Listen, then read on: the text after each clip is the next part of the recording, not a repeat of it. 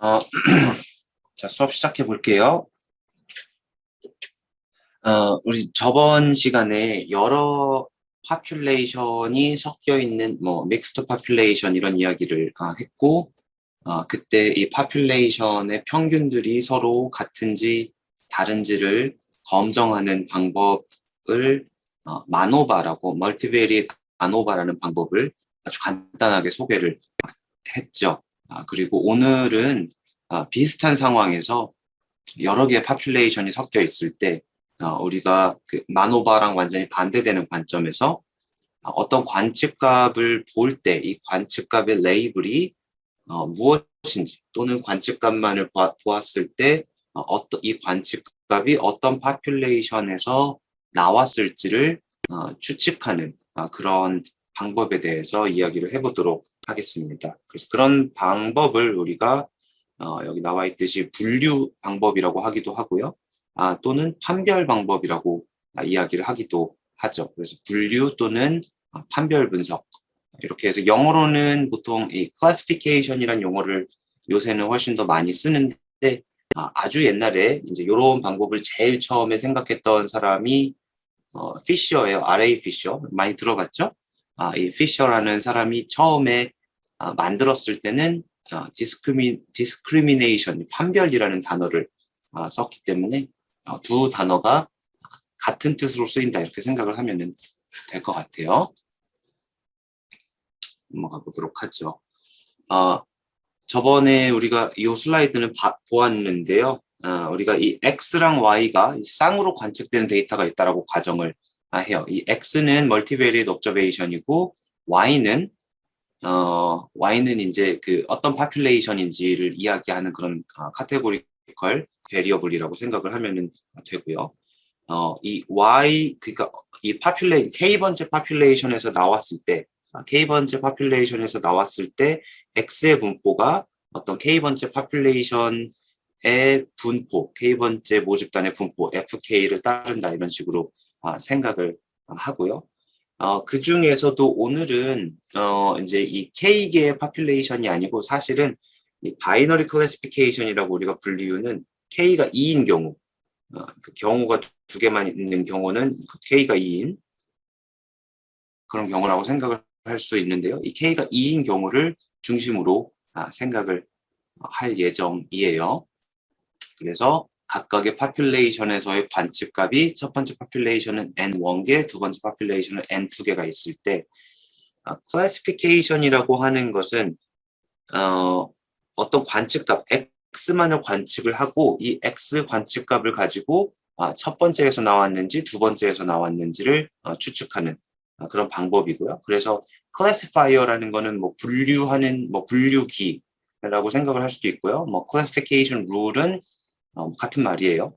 이제 이런 것들은 어떤 X, 관측값 X가 있을 때 이 함수가 주는 거는 1번 파퓰레이션에서 나왔다 또는 2번 파퓰레이션에서 나왔다 또는 K번째 파퓰레이션에서 나왔다 이런 것을 결정해주는 이런 것을 우리가 클래시파이어라고 부르게 됩니다. 여러분 회귀 분석에서는 회귀 분석을 잘 아니까 회귀 분석에서는 우리가 이 단순 회귀 분석에서는 이런 모형을 세우고 그다음에 A를 추정하고 B를 추정했을 때 그때 어떤 새로운 X0가 들어오면은 이것을 이용해서 우리가 이 값을 곧 Y0의 햇이라고 부르죠. 그래서 이 함수가 곧 여기서 이야기하는 이 클래시파이어와 같은 역할을 하게 되는 거죠. 이건 이제 회귀 함수죠. 우리가 추정한 회귀 함수를 이용해서 이 회귀 함수의 값이 예측값인 y-햇을 주는 그런 구조였다면은 클래시피케이션에서도 마찬가지로 이 phi라는 함수, 이 phi라는 함수를 우리가 추정을 할 거예요. 이 f라는 함수는 우리가 이 a, b를 추정해서 집어넣은 값이잖아요. 마찬가지로 phi라는 함수를 우리가 추정을 해서 추정한 함수가 곧 클래시피케이션 룰이 되고 이 함수의 입력값은 이제 x의 도메인이죠. 이렇게 x를 이상하게 써놓은 거는 x의 도메인이란 뜻이에요. 이 관측값이 나올 수 있는 그 실수들의 범위 이런 게 되고요. 거기에서 여기에서 1 또는 k 중에 하나 값이 1부터 k 중에 하나의 값이 나오는 그런 관측 그런 레이블의 값이 나오는 이런 함수라고 생각을 하면은 됩니다. 네. 그래서 일단은 뭐 데이터 example을 하나 보고요. 그 다음에 가장 기본이 되는 두 가지 방법에 대해서 배울 거예요. 여기 잘 안 보이지만 LDA, QDA라고 써 있는데요. 이 두 가지에 대해서 아마 오늘은 여기까지만 이야기를 할 거고요. 다음 시간에는 뭐 로지스틱 리그레션하고 뭐 기타 등등 나머지를 다 이야기를 할 예정입니다. 먼저 피셔의 아이리스 데이터라는 게 있는데요. 이 1930년대에 측정된 데이터예요. 너무 많이 써가지고 이제 그만 써야 될 것 같다는 생각이 들기도 하는 데이터인데요. 이게 어떤 컨텍스트라면은 변수가 4개가 있어요. 자, x 변수가 4개가 있고 자, 이거는 x1, x2, x3, x4 이렇게 4개의 변수가 있고 요게 앞에서 이야기한 그 측정값 x가 되는 거고요. 여기 y라는 새로운 변수가 있는데요. y는 카테고리예요. 그래서 y의 값은 세토사, 벌시컬라, 버지니카 이 중에 하나고요. y라는 거는 이 세토사, 벌시컬라, 버지니카 요 세 값 중에 하나가 이 y의 값이 되는 거고요. x1부터 x4까지는 수치형 변수, 연속형 변수라고 생각을 할 수가 있는데 각각이 뭐냐면은 요 세 가지가 뭐냐면요. 아이리스라는 꽃 세 가지 종이에요. 그래서 아이리스 데이터라고 불리는 거고요. 그래서 세토사라는 아이리스 종, 벌시컬러라는 아이리스 종, 뭐 이런 식으로 세 가지이고요. 이 X1부터 X4까지는 여기 나와 있는 이 세팔이라는 것의 길이, 그것의 너비, 페탈, 페탈은 많이 들어봤죠? 이거는 꽃잎이에요. 꽃이니까 꽃잎의 길이, 꽃잎의 너비 이렇게 되고요. 세팔은 꽃 받침이에요. 우리가 초록색 꽃 받침이 있고 그 위에 꽃이 있잖아요.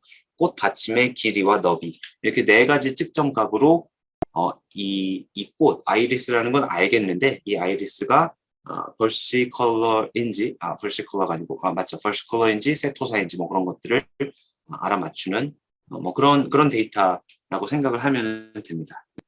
자, 변수가 4개밖에 없기 때문에 그림으로 쉽게 표현을 할 수가 있는데요. 지금 그림을 보면은 이게 그 스캐터 플랫의 매트릭스들이죠. 페어와이즈 스캐터 플랫들을 이용해서 자, 검은색인 세토사들의 파퓰레이션을 여러분이 상상을 한다면 그것의 분포가 지금 대충 보이죠. 예를 들어 검은색이 지금 분리가 잘 되기 때문에 예를 들어서 이 파퓰레이션, 이 검은색인 세토사의 꽃잎의 길이와 너비만을 본다면 대충 요 근방에 모여 있는 그러니까 꽃잎의 너비는 0.5인치보다 작고요.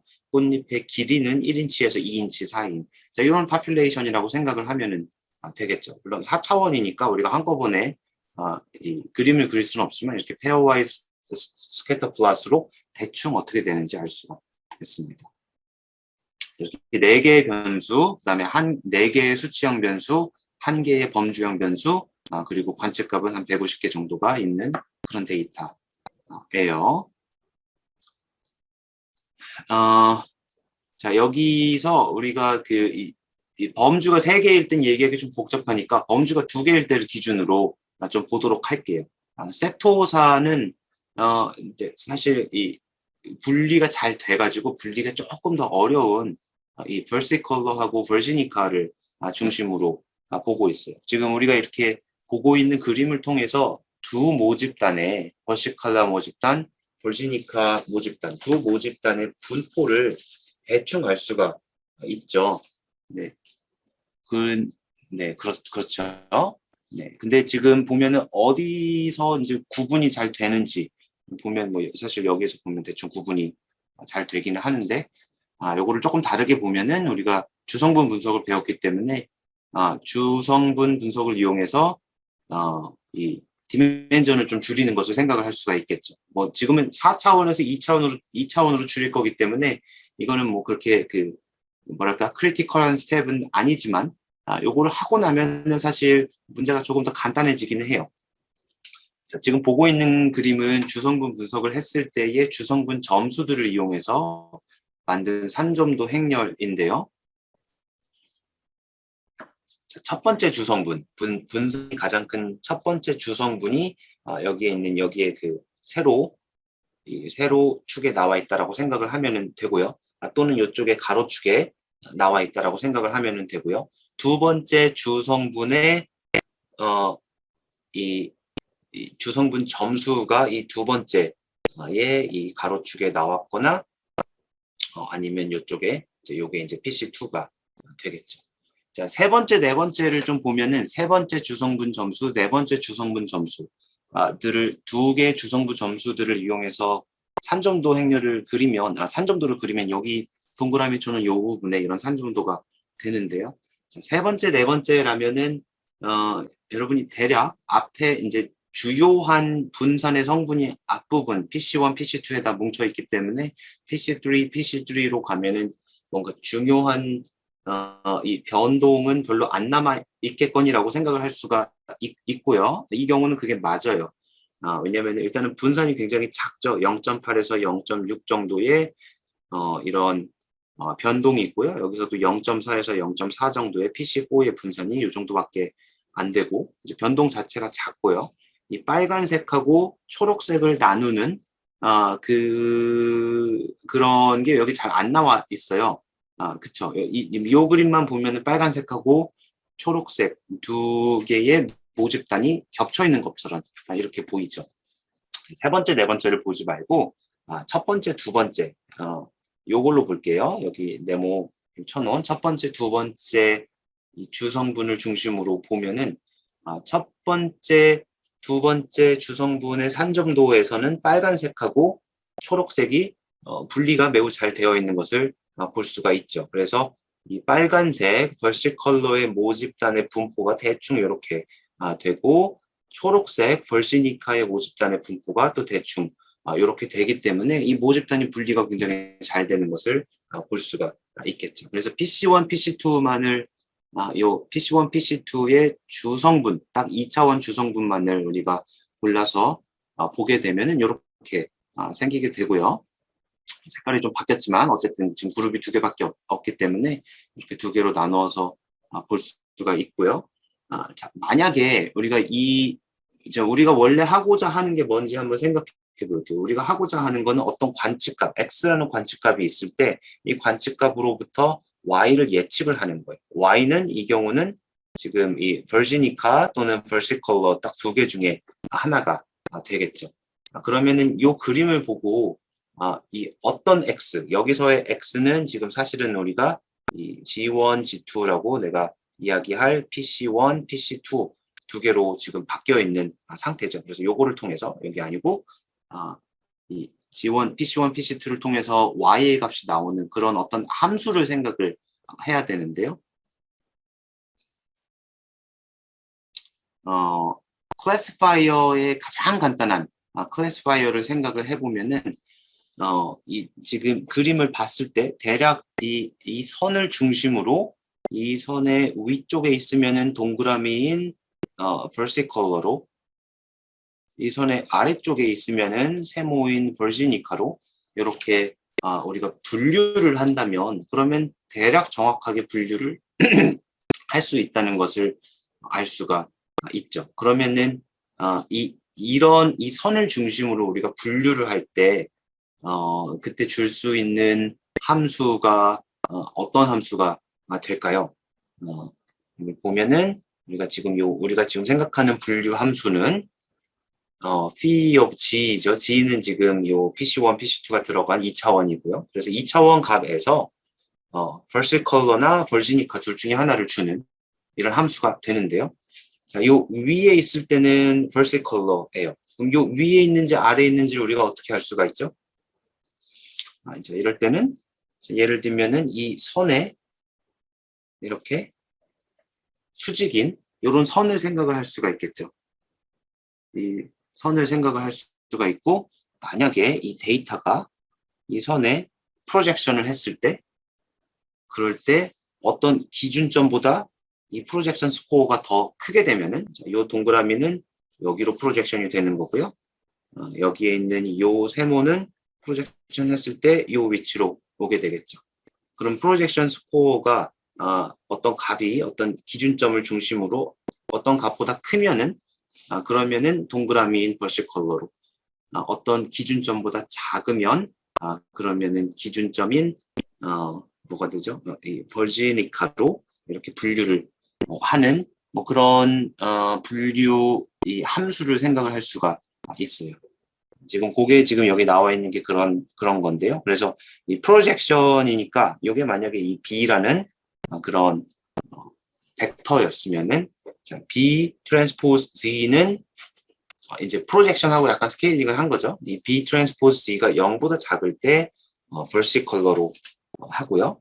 이 B라는 거는 지금 내가 방향을 잘못 그려놨네요. 그러면 네, 이거는 마이너스 B가 되겠네요. 지금 그리고 있는 방향이 네, 요거 어떤 기준점보다 작으면은 벌식 컬러로 어떤 기준점보다 크면은 벌지니카로 분류하는 이런 분류를 생각을 할 수가 있고요. 이제 이런 식으로 분류하는 것을 우리가 리니어 클래시파이어 또는 선형 분류기라고 이렇게 이야기를 합니다. 그래서 이런 것을 이제 여기 안에 들어가는 함수가 이 B 트랜스포즈 Z라는 형태로 이루어져 있기 때문에 요 식이 지금 B1, G1 더하기 B2, G2 요런 식이 되죠. 그래서 G1, G2의 선형 결합의 형태예요. 그래서 이게 리니어 컨비네이션이기 때문에 그죠? 그래서 요런 것을 우리가 리니어 클래시파이어 또는 선형 분류기라고 이렇게 이야기를 합니다. 다음 장에 써 있어요, 사실. 네, 그래서 이렇게 하는 것을 우리가 리니어 클래시파이어라고 하고요. 이런 리니어 클래시파이어는 형태가 어떤 형태냐면은 이 x 입력값 x에 이 b0 더하기 b 프라임 b 트랜스포즈 x 이게 지금 x의 선형 결합이잖아요.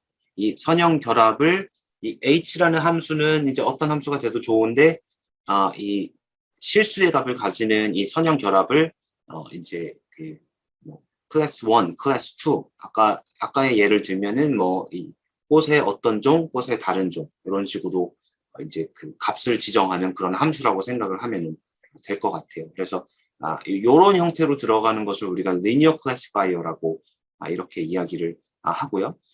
특히 바이너리 클래시파이어인 경우에는 이 선형 결합의 값을 봐서 이 선형 결합이 예를 들어서 0보다 클 때 이제 플러스 1 클래스, 플러스 1 클래스, 마이너스 1 클래스는 아까의 예를 들면은 뭐 요게 이제 그 벌지니카, 벌시컬러 뭐 요게 벌지니카 뭐 이런 식으로 딱 두 개밖에 없으니까 하나를 플러스 1, 다른 거 하나를 마이너스 1 이렇게 줄 수가 있잖아요. 네, 그래서 이 값의 이 부호만 보고 이 클래시피케이션을 할 수 있는 매우 간단한 경우가 될 수가 있고요. 네, 그때 여기 이제 사족처럼 들어있는 이 말은 무슨 말이냐면요. 그러면은 우리가 만약에 요런 클래시파이어를 쓴다면 그럼 여기 어떻게 되냐면은 이 x1, x2 이 공간에서 이 b 트랜스포즈 x 더하기 b 제로가 0인 그런 선을 우리가 생각을 할 수가 있어요. 이 선이 b 제로 더하기 b 트랜스포즈 x가 0이 되는 그런 선이고요. 자, 여기가 요 값이 이제 양수가 되는 거고 요 값이 이제 음수가 돼 이쪽으로 가면 음수가 되는 그런 경우죠. 자, 그러면은 플러스 1 클래스는 이쪽에 x, x1, x2가 요 위에 있으면 플러스 1 클래스가 되는 거고요. x1, x2가 요 선의 아래쪽에 이렇게 있으면은 그러면 마이너스 1 클래스로 분류가 되겠죠. 그래서 이 공간이 우리가 보고 있는 공간이 RP가 하이퍼플레인 여기서는 지금 사실 선이에요. 선에 의해서 나누어진다라는 뜻이에요. 이 선형 분류를 할 때는. 우리가 2차원을 그리면 이렇게 되는데 3차원에서는 여기 어떻게 되냐면은 자, 이렇게 생긴 선이 있고요. 자, 요게 B0 더하기 아니죠. 거꾸로죠. 다시 지울게요. 잠깐만요. 내가 잘못 이해했네. 이 선이 B0 더하기 B 트랜스 이 평면이 요런 그 평면이 되고요. 그래서 요 평면을 기점으로 오른쪽 왼쪽으로 또 이쪽 오른쪽에 있으면 빨간색, 왼쪽에 있으면 노란색으로 색칠을 할 수 있어서 이 3차원 공간에는 이제 면으로 나눠야 되죠. 여기서 하이퍼플레인이라고 한 이유는 우리가 더 고차원에서는 면을 더 일반적으로 일반화한 그런 것으로 이렇게 나눠야 된다 이런 뜻이 됩니다. 자, 물론 항상 우리가 보는 모든 클래시파이어가 선형인 것은 아니고요. 더 복잡할 수도 있어요. 그러니까 예를 들어서 이거는 X들의 선형 결합만 들어갔다면은 이거는 X들의 쿼드라틱 폼도 같이 들어간 이런 형태라면은 이것을 이제 쿼드라틱 클래시파이어라고 부르고요. 더 복잡한 것도 충분히 가능합니다. 네. 그래서 이 LDA, QDA라고 나와 있는데요. 여기서 L은 linear란 뜻이에요. 선형이란 뜻이고요. QDA는 이제 quadratic이란 뜻이에요. 2차란 뜻이죠. 네, 그래서 한국말로 하면은 뭐 선형, 판별 분석, 2차 판별 분석 이런 식으로 한국말을 붙일 수가 있게 됩니다. 자, 요런 것들이 개발이 된 게 시간을 한 90년 정도 되돌려서 피셔가 살던 시대로 돌아가면 그때 피셔가 만들었어요. 그래서 그때 생각했던 게 어떤 건지 한번 보도록 할게요. 간단히 보기 위해서 K는 2, 다시 말하면은 우리 파퓰레이션이 딱 2개만 있는 그런 경우를 생각을 하고요. 저번 시간에 얘기를 했는데 우리는 그 믹스드 파퓰레이션을 생각을 할 거예요. 그래서 이 파퓰레이션이 이렇게 있는데 절반 정도는 이제 그 1번 파퓰레이션이고요. 나머지 하나는 이제 2번 파퓰레이션 이렇게 나와 있는 그런 경우고요. 전체 파퓰레이션에서 1번 파퓰레이션의 비율이 파이 1, 2번 파퓰레이션의 비율이 파이 2 더하면은 1이 되는 이런 상황을 가정을 하고요. 우리가 뽑는 이 X라는 랜덤 샘플 하나는 이 X라는 랜덤 샘플은 그러면 분포가 파퓰레이션 1에서 왔을 때는 F1이라는 분포를 따르고요. 그리고 파퓰레이션 2에서 왔을 때는 F2라는 분포를 따르는 이런 랜덤 샘플을 하나 구한다고. 하나가 아니고 더 여러 개를 구하는 건데 지금은 아직은 그 샘플까지는 안 가가지고요. 이렇게 구한다고 생각을 할 거예요. 다시 말하면은 이 부분, 이 파퓰레이션 1의 모집단의 분포가 F1이고요. 파퓰레이션 2의 모집단의 분포가 F2이고 전체 파퓰레이션의 분포는 우리가 저번 시간에 이렇게 이야기했듯이 이렇게 그 믹스드 파퓰레이션으로 표현이 될 수가 있겠죠. 자, 그래서 Y가 1일 때, 다시 말하면 1번 파퓰레이션일 때의 관측값 X의 분포는 F1이고요. 덴시티가 F1이고요. 2번 파퓰레이션에서의 X의 분포는 F2이다. 네, 그래서 만약에 우리가 이 파퓰레이션, 이 두 개가 섞인 이 파퓰레이션에서 랜덤 샘플을 해서 관측값을 하나를 얻는다면은 자, X와 Y를 동시에 관측한다고 생각을 하는 거예요. 여기서 둘 중에 하나를 얻고 요 확률로 얻고 동시에 얘가 1번 파퓰레이션에서 나왔으면은 Y는 1이 되고요. 2번 파퓰레이션에서 나왔으면 Y는 2가 되는 그런 구조가 되겠죠. 이거는 정말 심플 랜덤 샘플이기 때문에 Y가 1일 확률이 파이 1, Y가 2일 확률이 파이 2 이렇게 됩니다. 자, 그러면 우리가 아까 그 목차에 베이즈 룰이라는 말이 나왔었는데요. 베이즈 룰이 나왔다고 해서 우리가 베이즈 통계를 하는 건 항상 그런 건 아니죠. 그래서 베이즈 띠오렘을 쓴다는 얘기예요. 베이즈 띠오렘을 이용을 하면은 이런 식으로 표현을 할 수가 있습니다. 자, 이건 잠깐 베이즈 통계 하듯이 좀 설명을 하면은 자, 우리가 이 파퓰레이션에서 어떤 관측값을 얻기도 전에 관측값을 얻기도 전에요. 얻지도 않았는데 여기서 내가 관측값 하나를 얻으면 그러면 1번 파퓰레이션일까 2번 파퓰레이션일까 자, 요거에 대한 결정을 어떻게 해야 되죠? 아무 정보가 없기 때문에 어떤 사전 확률에 의해서 결정이 되겠죠. 자, 이 파이 1이 내 그림을 좀 크게 그려놨는데 파이 1이 예를 들어 3분의 2이고요. 66%고 파이 2가 33%라고 이렇게 해볼게요. 그러면은 우리가 관측값을 뽑기 전에 우리가 뽑을 관측값이 1번 파퓰레이션인지 2번 파퓰레이션인지 여러분한테 돈을 걸으라고 하면은 여러분 당연히 확률이 높은 파이 1을 선택을 하겠죠. 66%니까. 그렇죠? 그거를 이제 사전 확률이라고 생각을 하면 되고요. 자, 그러면은 우리가 여기서 관측값을 얻었어요. 그죠? X라는 관측값을 얻었습니다. 이 X라는 관측값은 분포가 이렇게 생긴 분포를 따르는 X라는 관측값을 얻었어요. 그럼 이런 X라는 관측값을 얻고 나서 그러면 다시 돈을 거는 거죠. Y는 관측을 하지 않고 자, X라는 관측값을 얻었을 때 이 관측값이 어떤 파퓰레이션에서 나왔을까? 1번에서 나왔을까? 2번에서 나왔을까? 자, 그것을 하려면은 베이지 통계하듯이 이 X라는 관측값을 얻었을 때의 Y가 1을 그 사후 확률, posterior probability를 계산을 할 수가 있겠죠. 그렇죠? 그래서 요거는 지금 이 X가 주어졌을 때 Y의 확률을 Y가 주어졌을 때 X의 확률로 바꿔서 볼 수 있는 게 베이지 정리였죠.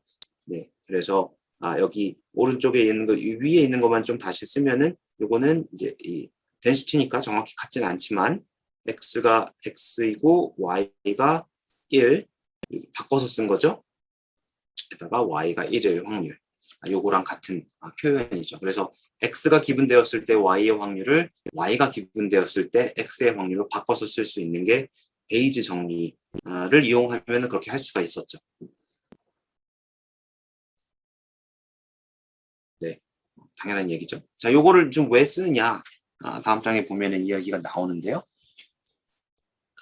자, 우리가 하고 싶은 거는 좀 전에 있던 그 모집단에서 X라는 관측값을 얻었을 때 이제 관측값을 실제로 얻진 않고 이제 머릿속으로 상상만 하는 거예요. 그래서 X라는 랜덤 베리어블을 얻었을 때 랜덤 벡터죠. 랜덤 벡터를 얻었을 때 이 Y가 과연 이 X랑 같이 이제 X가 나온 모집단이 무엇일까? 또는 이 확률 변수 Y가 어떤 값일까를 이제 알아맞혀야 되는 거죠. 자, 이런 프레임워크를 생각을 하고요. 이 기본적으로 우리는 이 제로 원 로스라는 거를 이용을 할 거예요. 자, 제로 원 로스가 뭔지를 보면은 y 델타 x가 우리의 결정이에요. 이 델타 x라는 거는 이 x라는 값을 봐서 얘가 1번 파퓰레이션에서 나왔다, 2번 파퓰레이션에서 나왔다를 이제 그 값을 주는 아까 봤던 그 분류 함수 같은 그런 것 중에 하나라고 그냥 생각을 해볼게요. 그런 분류 함수를 내가 하나를 정했고 그 정한 함수가 델타라는 함수라고 가정을 하는 거예요. 물론 이 함수 자체가 지금 변수이긴 한데, 네. 그래서 어떤 분류 기준 델타가 있으면은 자, 우리의 결정 또는 우리의 분류의 그 손실, 로스가 얼마나 큰지를 보는 건데요. 나의 결정이 X를 보았을 때 나의 결정이 실제 Y와 같으면 이제 로스가 없게 되는 거고요. 나의 이 델타 X가 Y랑 다르면 다시 말하면 내가 1번 파퓰레이션이라고 했는데 실제 Y가 1이 아니었다면 2였다면 그런 경우에는 1의 값을 가지는 그런 손실이 발생을 하게 되는 거죠. 그래서 이런 로스를 생각을 했을 때 우리가 하고 싶은 거는 이 X가 랜덤하게 나오고 Y가 랜덤하게 나오니까 이 로스들의 평균을 가장 줄이고 싶어요. 그래서 보면은 이 로스, 제로원 로스의 평균, 2가 평균이죠. 기대값이죠. 네, 이 기대값을 가장 줄이는 그런 델타를 찾고 싶은 거고요. 그러니까 여기서 조금 더 얘기하고 밑에 다 나와 있긴 한데 우리가 하고 싶은 거는 이 델타라는 게 변수라 그랬죠. 이 함수를 찾는데 어떤 거를 찾냐면요.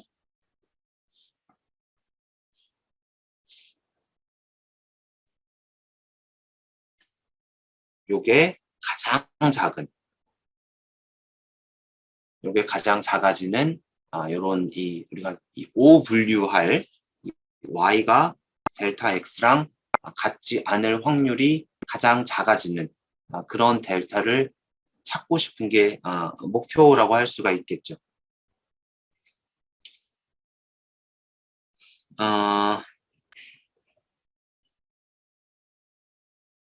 네. 요렇게 하는 게 뭐랑 같냐면은, 이 델타를 찾는데요.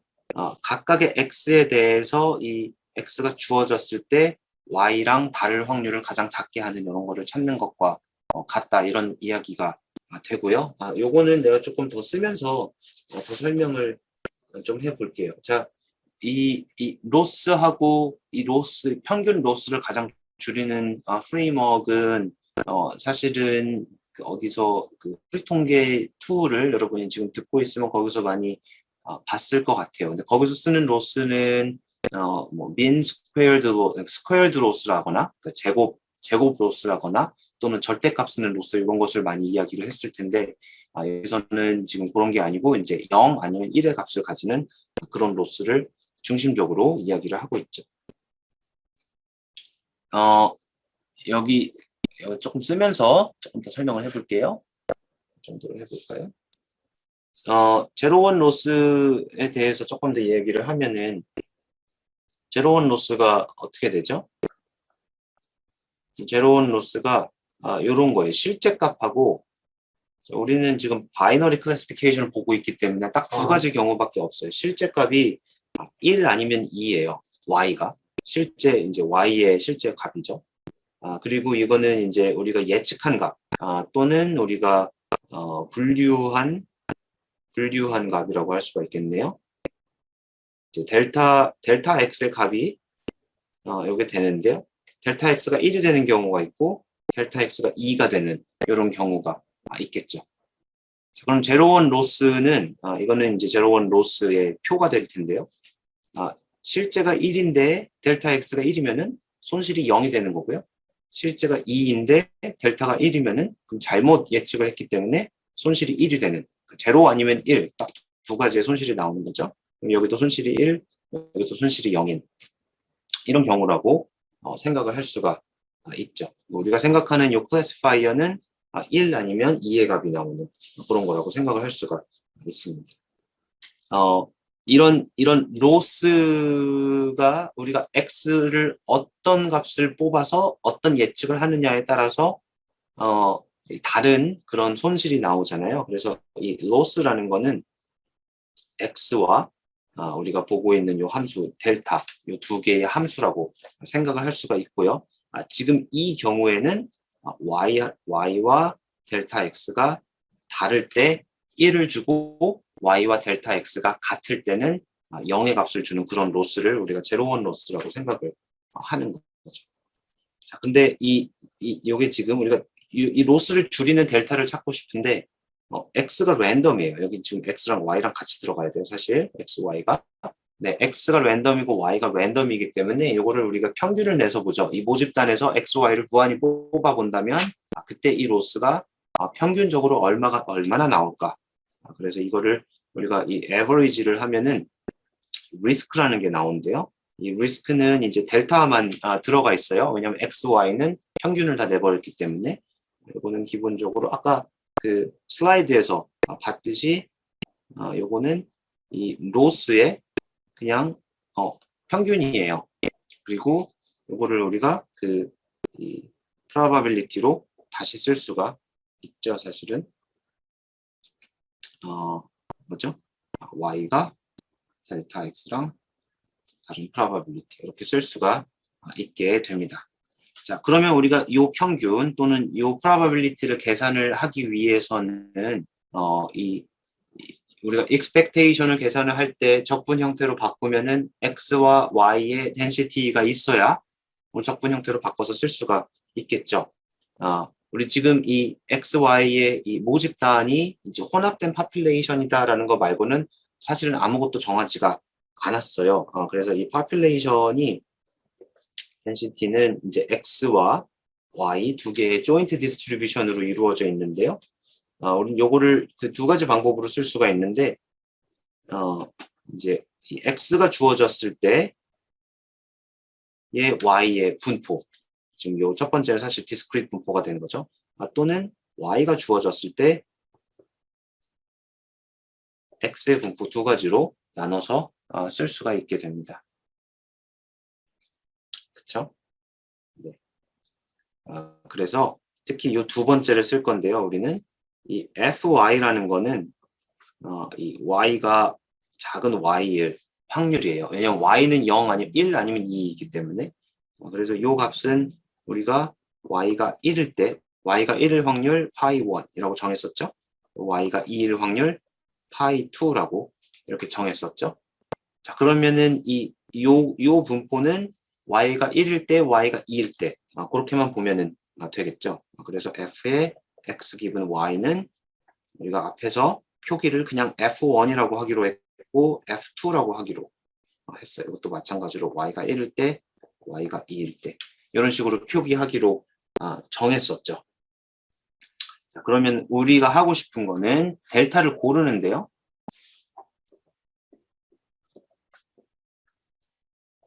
이 리스크라는 거는 이 로스의 평균이기 때문에 얘가 가장 작아야 돼요. 자, 이걸 어떻게 구할 수 있을까요? 자, 리스크를 한번 다시 써볼게요. 자, 리스크라는 거는 뭐냐면은 이걸로 쓸게요. y가 델타 x랑 다를 요 확률이죠. 자, 근데 우리는 이 x랑 y의 조인트 디스트리뷰션을 직접 다루는 것보다 이런 식으로 분리해서 다루는 게 조금 더 편해요. 그러면 어떻게 할 수가 있죠? 여기서 요거로 분리할 수 있는 expectation에서 요건 지금 x, y가 동시에 들어간 expectation인데 이 expectation 중에 하나를 y 기분 x의 expectation으로 바꾸고 나머지 하나가 y의 expectation이면 지금 요 분포를 따로따로 쓸 수가 있죠. 그래서 그거를 할 수 있는 게 요거를 컨디셔닝을 해서 두 개로 나누는 그런 방법을 이용할 수가 있겠죠. 그래서 첫 번째 거를 y로 컨디셔닝을 하고요.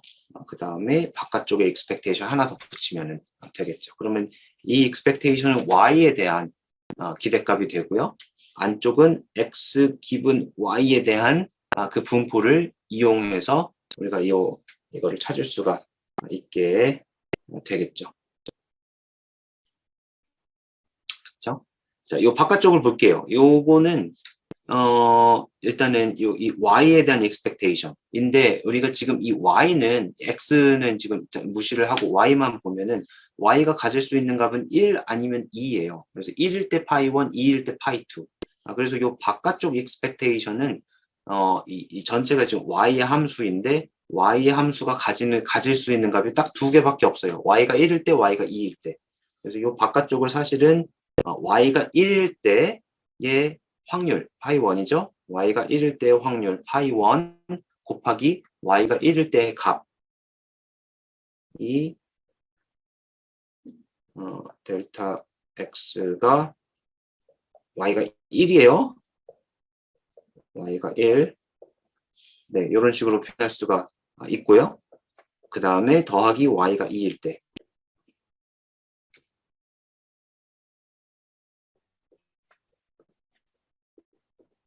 이런 식으로 표현을 할 수가 있게 됩니다. 자, 그러면 요 안쪽에 있는 거는 뭐냐면은 x 기분 y는 1, x 기분 y는 2예요. 그래서 각각을 우리가 이제 적분식으로 좀 표현을 해볼게요. 그래서 요거는 1의 델타 x가 1이 아니고 f의 1이에요. 요 분포가 지금 요 분포죠. 요거는 파이 2의 적분의 델타 x가 2가 아닌 요거 곱하기 파이 2의 x의 dx 이런 식으로 표현이 될 수가 있고요. 요거 두 개를 좀 합해서 보면은 더 안 내려가네. 네, 합해서 보면은 다음 장에 합해서 보면은요.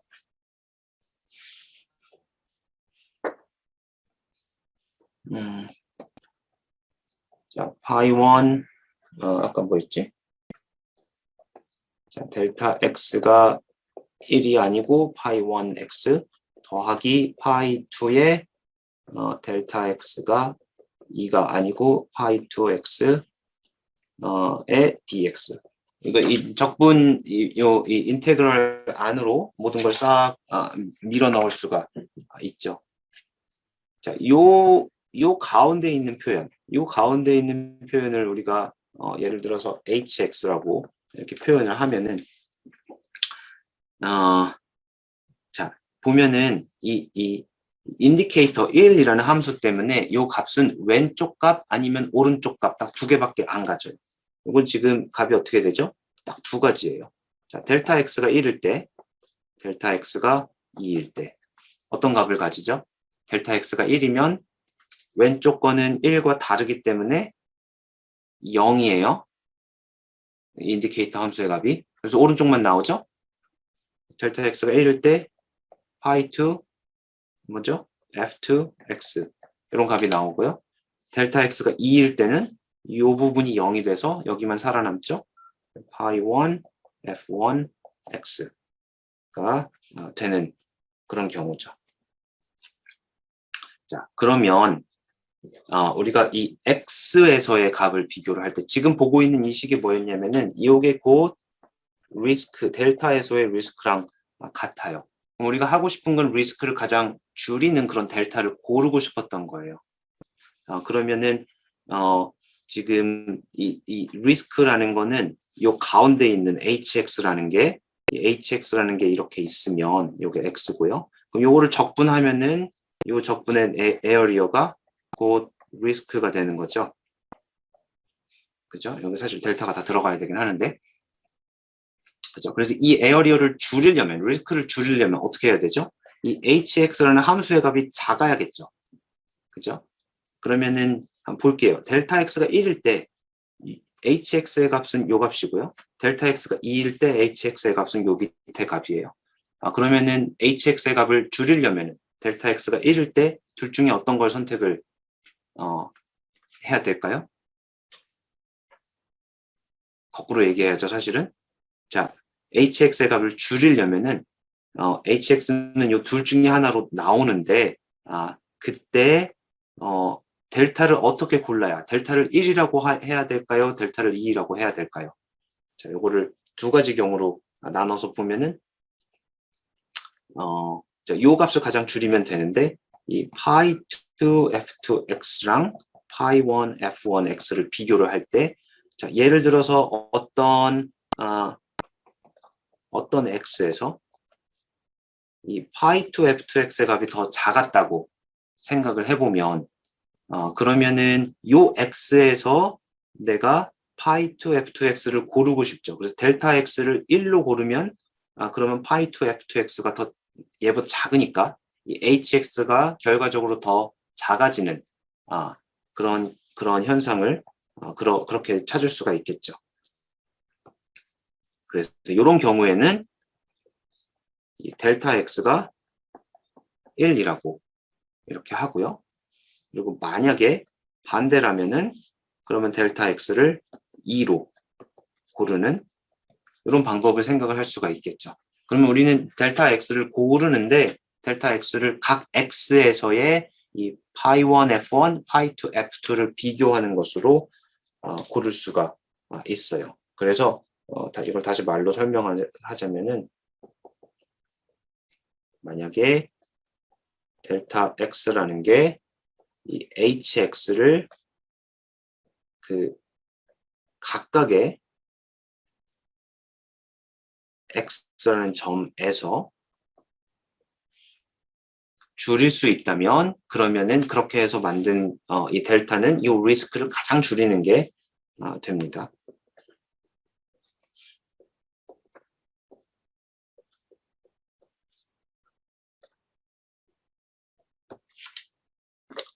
그리고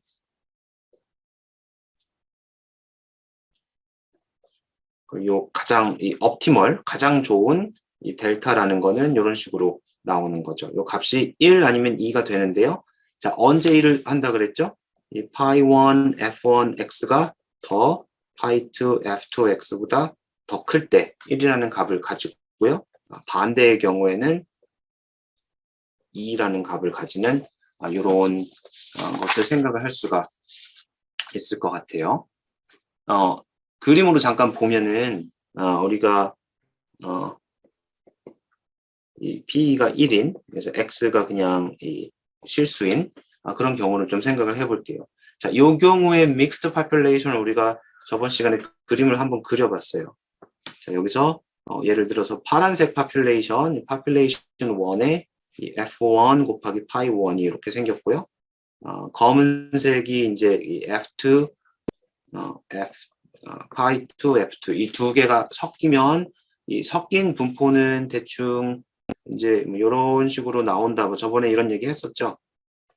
그죠? 이 빨간색이 이제 그 전체 믹스드 파퓰레이션이고요. 이제 파란색이 1번 그룹, 1번 파퓰레이션, 검은색이 2번 파퓰레이션. 이런 식으로 생각을 할 수가 있겠죠. 그럼 여기서 우리가 지금 보고 있는 거는 어떤 X를 관측을 했는데, 좀 저쪽으로 옮길게요. 네, 어떤 X를 여기서 우리가 X를 관측을 했을 때의 델타 X가 어떻게 될까요? 여기서의 이 높이만큼, 요게 지금 뭐가 되죠? 이게 파이 2 F2 X가 되는 거예요. 이 높이가. 그 다음에 여기서 요만큼의 높이가 곧 파이 1 F1 X가 되는 그런 형태가 되는 거예요. 그래서 요거를 보면은 파이 1 F1 X가 파이 2 F2 X보다 더 높기 때문에 다시 말하면은 요 X점에서는 이 파이 1 F1 요게 나타내는 게 이제 이 첫 번째 파퓰레이션에서 Y가 나왔을 확률하고 비례를 하거든요. 그래서 그 확률이 높기 때문에 1번으로 분류하고 그렇지 않을 때는 2번으로 분류하고 이제 이런 방법을 쓰는 게 되겠죠. 그래서 여기서 한 가지 꼭 노트를 하고 싶은 거는 이 파이 1 F1이라는 게 뭐였죠? 여기 내가 일단 쓸 텐데 그 슬라이드 가면 똑같이 있어요. 자, 이 파이 1 F1 X라는 게 우리가 Y가 1일 때 이 X는 X이고 Y가 1인 요거죠. 지금 여기가 이제 정확히 같지 않은 이유는 오른쪽에 요 확률이 0인데 무슨 말인지 알죠? 이게 지금 그 연속이니까 대충 이렇게 쓴 건데요. 자, 우리가 여기에다가 요게 되죠. 근데 우리가 만약에 여기에다가 어떤 상수를 나눠요.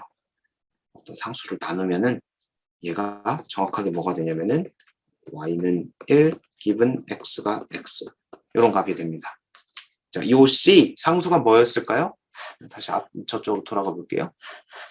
이 상수가 뭐였는지 보면은 바로 여기 있죠. 아까 썼던 그 식이에요. 이 x가 x일 때 y가 1일 확률은 요 파이 1 f1을 요걸로 나눈 거죠. 상수는 아니고 x에 따라 변하긴 하지만 어쨌든 요 값을 나누면은 정확하게 됩니다. 그래서 방금 전에 노트를 한 대로 다시 돌아가 보면은 자, 우리가 뭐라고 했었죠? 이 파이 1 F1하고 파이 2 F2를 비교해서 큰 쪽으로 분류를 하는 게 이 베이지 정리를 이용해서 이렇게 전개를 했을 때 가장 최적의 가장 좋은 그런 분류 방법이 되는데요. 파이 1 F1, 파이 2 F2를 비교하는 거는 곧 요 상수가 이 상수라는 거는 y가 1일 때 y가 2일 때 상관없이 같다는 얘기예요.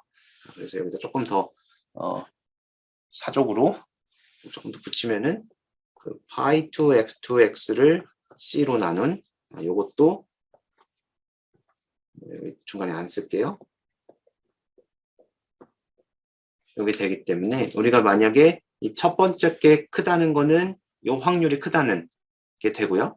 첫 번째 게 작다는 거는 이 두 번째 확률이 작다는 거죠. 왜냐하면 이 C가 양쪽에 똑같은 게 들어가기 때문에 그런 의미에서 상수였던 뜻이에요.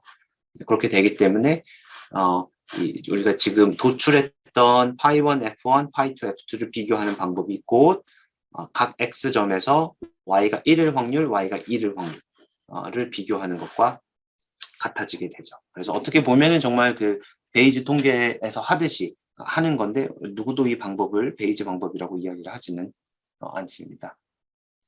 나와 있는 내용이 이제 그런 내용이 되고요.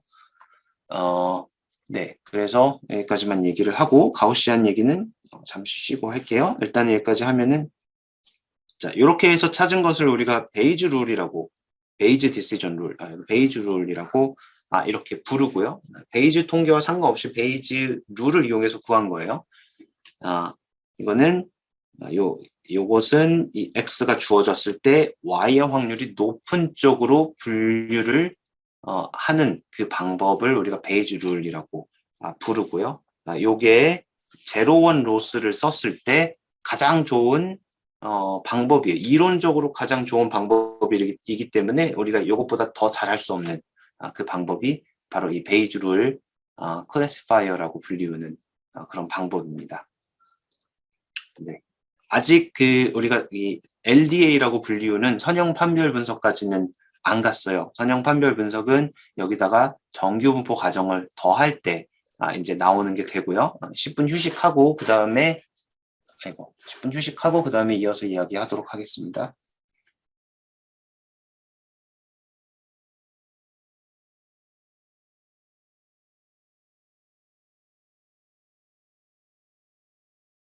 지금까지 이야기한 거는 어떻게 이해할 수 있냐면은 여러분이 만약에 파퓰레이션의 분포를 전체를 다 알고 있다면 그러면 어떤 상황에서도 가장 좋은 클래시파이어는 지금 우리가 본 바와 같이 이 베이지 룰 클래시파이어를 이용해서 만들 수가 있습니다. 그런 이야기였고요. 이제 이거를 실제로 적용하는 건 굉장히 어렵죠. 지금까지 보았을 때 F1, F2 이런 것들을 우리가 실제로 알 수가 없고요. 파이1, 파이2도 사실은 알 수가 없죠. 그리고 F1, F2를 모를 때 이것들을 추정하는 것은 굉장히 어려운 문제이기 때문에 문제를 조금 더 간단하게 바꿔서 생각을 할 수가 있어요. 그래서 지금부터는 이 F1, F2가 사실은 이 F1, F2라는 거는 population 1의 분포, population 2의 분포가 각각 다별량 정규 분포를 따른다라는 가정을 더할 거예요. 그래서 이 가우시안 어썸션을 더하면요. 그러면은 y가 1일 때 x의 분포가 다별량 정규 분포, y가 2일 때 x의 분포가 다별량 정규 분포 이런 가정을 더하게 되는 거죠. 자, 이렇게 더했을 때 우리가 이 에타 x라고 표현된 이 x가 1일 때 y가 1일 확률 이 역시 이제 밑에 거는 요거를 우리가 이 y가 2일 확률을 봐도 이 밑에는 똑같이 나오고 위에만 이 파이2, F2로 이렇게 바뀌기 때문에 밑에는 사실 우리가 안 볼 거고요. 이제 위에만 더 중점적으로 보는데 여기서 F1, F2의 density를 우리가 정확하게 쓸 수가 있죠. 이 정규 분포의 density를 알고 있기 때문에. 네. 그래서 이 1차원인 경우를 한번 예로 들어 볼게요. 자, 1차원인 경우에 1차원이라는 거는 이 관측값 x가 사실은 랜덤 벡터가 아니고 랜덤 베리어블이라는 뜻이죠. 그래서 y가 1일 때 x의 분포가 이 평균이 μ1 분산이 시그마1 제곱인 정규 분포, y가 2일 때 x의 분포가 역시 마찬가지로 조금 다른 정규 분포를 따를 때 자, 세 가지 경우가 지금 그림으로 그려져 있는데요. 이 믹스드 파퓰레이션의 그림이 되겠죠. 이제 이 두 파퓰레이션의 크기가 파이1, 파이2가 2분의 1로 같을 때 그럴 때 그림이고요. 이거는 이제 분산만 다르고 평균만 다른 여기는 파란색은 평균이 -2, 빨간색은 평균이 0, 분산은 1인 것 같네요. 네, 분산이 1인 그런 경우고요. 이 밑에 있는 거는 이제 빨간색, 파란색 둘 다 여전히 그 2분의 1씩의 크기를 가지고 있는데 파란색 파퓰레이션의 분산이 더 커진 그런 경우라고 생각을 할 수가 있을 것 같아요. 분산이 정확히 얼마인지 모르겠지만 약 2 정도 되는 것으로 이렇게 보이고요.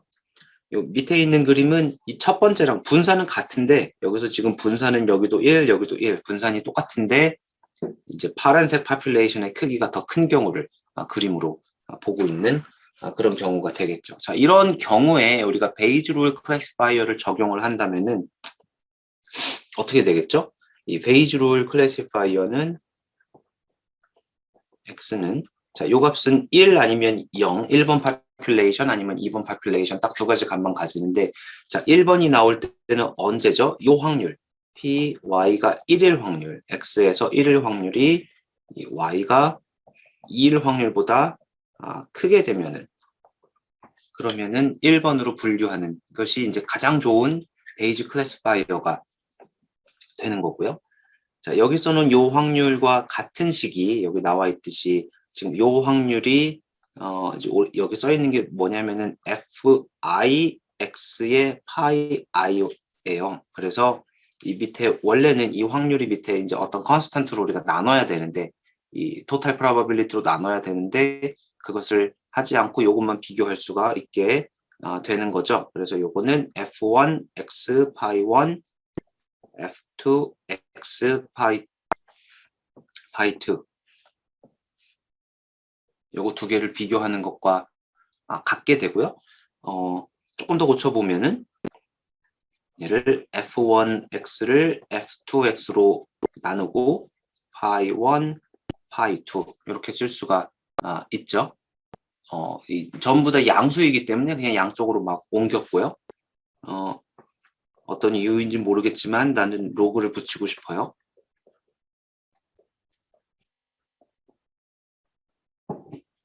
네, 이렇게 했을 때 이 F1의 분포가 여기 써 있죠? F2의 분포도 여기 써 있네요. 한번 대입을 해볼게요. 대입을 해보면은 자, 이 2파이는 다 없어지고요. 로그의 파이 1, 파이 2가 뒤집어져야 되는데 다시 쓸게요. 어떻게 되냐면은 파이 1, 파이 2 그 다음에 위에는 exponential 마이너스 2의 시그마 1 제곱 x 마이너스 뮤 1의 제곱 아래쪽에도 exponential 마이너스 2 시그마 2의 제곱 x 마이너스 뮤 2의 제곱 이런 식으로 로그 안에 요게 다 들어가고요. 요게 로그의 파이 1, 파이 2 이런 식이 되고요. 이걸 한 번만 더 다시 쓰면은 자 로그 안에 곱하기는 로그 바깥에 더하기로 풀 수가 있고요. 자리가 좀 많이 필요하겠네요. 요게 뭐랑 같냐면은 로그의 시그마 2 제곱, 시그마 1 제곱 왜 제곱을 했죠? 제곱을 하니까 2분의 1이 앞에 붙어야겠죠? 2분의 1을 붙일게요. 그 다음에 로그랑 익스포넨셜은 서로 캔슬이 돼요. 그래서 마이너스의 x 마이너스 뮤1 제곱 2 시그마 2를 없애고 싶어요. 2를 없앨게요. 마이너스의 2분의 1 시그마 1 제곱 마이너스 시그마 2 제곱의 x 마이너스 뮤 2의 제곱 이 로그의 파이 1 파이 2 이런 식으로 표현이 되는 것을 우리가 쉽게 유도를 할 수가 있습니다. 자, 그러면은 여기서 스페셜 케이스 하나만 좀 생각을 해볼게요. 이 첫 번째 경우 분산도 같고 파이 1, 파이 2가 둘 다 2분의 1인 경우에 자 그런 경우에는 이 부분 0이 되죠. 케이스 1인 첫 번째 이 그림의 첫 번째 경우에 이 부분은 0이 되고요. 이 부분도 0이 되고요. 그리고 남은 게 뭐냐면은 x 마이너스 뮤1 제곱이 분포가 하고 뒤집어져야 되는데 마이너스 플러스 작아져야 되죠. 한번 뒤집어져서 이렇게 x 마이너스 뮤2의 제곱. 자, 요게 요럴 때 얘가 지금 요 경우랑 같아지는 거죠.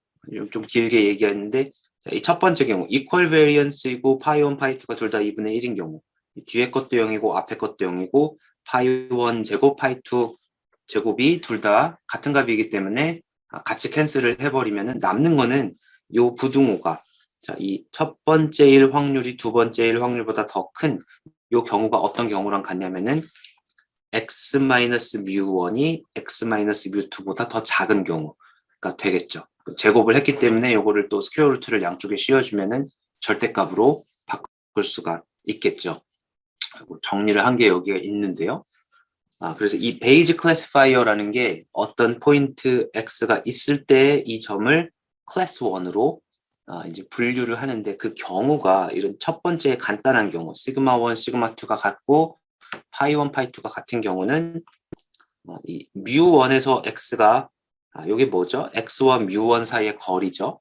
x와 뮤2 사이의 거리. 그래서 x가 뮤1에 가까우면 1번, 뭐 그렇지 않으면 2번으로 분류하는 그런 방법이 되고요.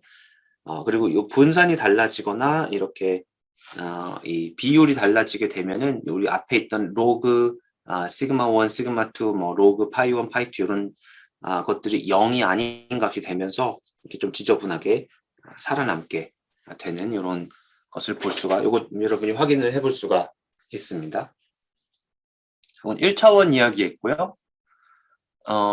일반적으로 우리가 좀 바이너리를 이야기했는데, 자, K가 2인 경우, 그러니까 여러 개의 이 Y가 1부터 K까지 여러 개가 가능한 이런 경우에도 똑같이 베이즈 룰을 이용해서 여기 밑에 써 있는 이런 결과를 얻을 수가 있어요. 이 결과는 지금 이런 문제에서 이 Y가 1부터 K까지 여러 개가 가능한 이런 경우에 가장 분포를 우리가 다 알고 있다면 가장 최적의 분류 함수는 이 베이즈 분류기라고 불리우는 가장 최적의 분류 함수는 각 이 x 점에서 y가 k일 확률이 가장 큰 쪽으로 분류를 하기만 하면은 가장 좋은 거다. 이런 이야기고요. 아까 우리가 k는 2일 때만 보았었는데 그게 이제 직접적으로 이렇게 확장이 되는 거고요. 자, 이럴 때 가우시안 데이터를 또 가정을 하면은 베이즈 룰은 달라지지가 않는데 똑같이 생긴 베이즈 룰인데요. 단 하나 달라지는 게 요거와 비례하는 게 이제 fkx의 pi k인데 요 fk, k번째 이 파퓰레이션의 그 덴시티를 우리가 이 노멀 덴시티로 정확하게 알고 있다. 그것만 달라지게 되는 거죠. 네, 그래서 요거를 직접 넣고 계산을 해보면은 방금 전에 한 게 요 얘기와 같습니다. 그래서 이제 일반적인 가우시안 데이터에서의 베이즈 룰은 우리가 베이즈 룰의 결과가 K가 되는 경우는 뭐랑 같냐면요. K번째 범주였을 확률이, K번째 파퓰레이션였을 확률이 다른 모든 확률에 비교해서, 모든, 여기 all이 들어가 있어요. 모든 확률보다 크거나 같으면은 그러면 K번째로 분류를 하게 되는 거고요. 자, 이렇게 써놓은 게 밑에 있는 거랑 같아요. 이거는 뭐냐면은 이렇게 생각을 하면 돼요. 이거는 지금 fkx 파이 k죠. 파이를 어떤 공통의 값으로 나눈 게 fix 파이 i를 또 어떤 공통의 total probability로 나눈 값이고요.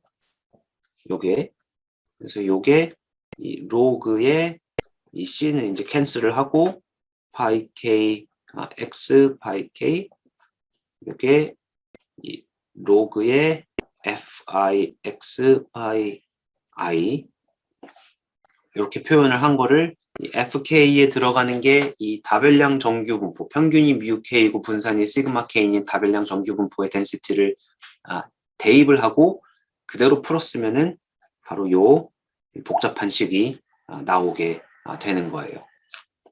자, 그래서 이렇게 해놓고 이 식을 정리를 해보면요. 정리를 직접 하지는 않을게요. 정리를 해보면은 이 왼쪽에 있는 것만 정리를 하면은 이 왼쪽에 있는 요게 곧 요 델타 kx가 되는데요. 자, 이 델타 kx만 보면은 자, x의 제곱이 들어가고요. x의 2차 형식 쿼드래틱 폼이 들어가고요. 그 다음에 x랑 uk랑 곱해서 x의 1차식이 또 들어가죠. 그리고 x가 들어가지 않은 이 uk 곱하기 uk라든지 이제 요런 애들 x가 들어가지 않은 요런 인터셉트 썸이 나오게 돼요. 그래서 요거를 이렇게 다항식 형태로 정리를 하면은 인터셉트 텀, 아까 얘기했던 요 부분, 요 부분, 요 부분, 그리고 여기 uk끼리 곱한 거, 여기 이제 인터셉트 텀으로 나오게 되고요. 그리고 x 곱하기 k 트랜스포즈 시그마 k 인버스 이런 부분, 이런 부분이 이제 이 x 1차 항의 개수가 돼서 이렇게 나오고요. 그 다음에 제곱항이 이제 시그마 k 인버스가 제곱항으로 나오게 되겠죠. 그래서 정규 분포를 이용을 했을 때는 이 로그의 fk 파이 k가 곧 이렇게 생긴 x의 2차 항식으로 항상 나오게 됩니다. 자, 요게 가장 파퓰레이션에서 우리가 분포를 다 알고 있다고 가정을 할 때 이제 요런 룰이 가장 좋다라는 게 알려져 있어요. 우변에 파이 2 오버 파이 1이지 해야 되지 않나요? 아까 누가 물어봤으면 잠깐 요거 얘기 같은데.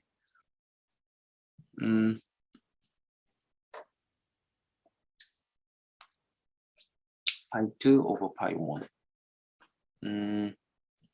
아까 그 누가 질문을 했었는데 내가 못 봤는데 여기가 파이 2 오버 파이 1이 이지 않느냐라는 질문이 있는데요. 잠깐만요. 이게 어떻게 되지? 여기서 봐야 되죠?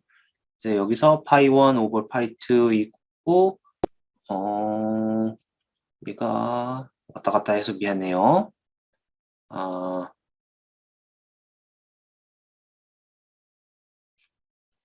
맞습니다. 네. 파이 2 이거 고칠게요. 파이 2 오버 파이 1으로. 이거는 그냥 틀린 거여서 파이 1으로 고칠게요. 여러분이 확인해 보세요. 내가 지금 잠깐 봤을 때는 이렇게 바꾸는 게 맞는 것 같은데 이렇게 확인을 해 보고요. 다시 원래대로 돌아갈게요.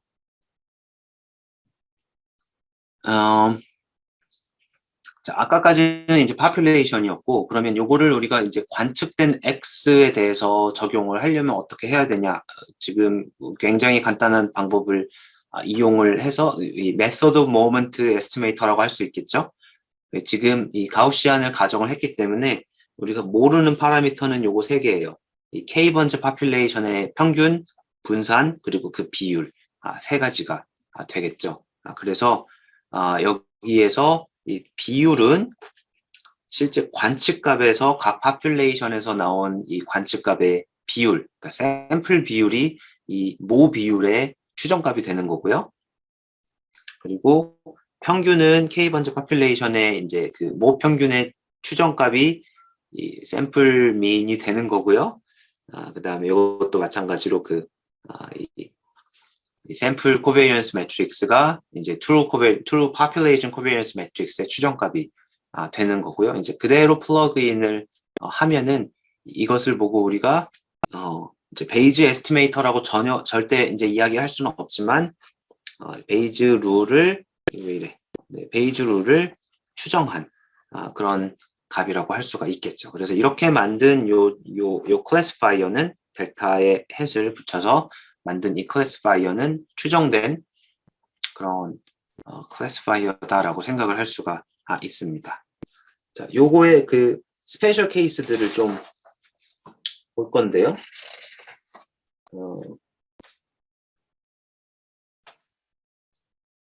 네. 스페셜 케이스 중에 요거를 한번 볼게요. 시그마 K가 전부 다 K인 경우, 그 다음에 파이 K가 1 over K인 경우, 다시 말하면은 우리가 생각하는 population이 평균은 지금 다를 수가 있는데 분산은 똑같이 만약에 내가 1으로 그린다면 똑같은 분산을 가지고 있고요.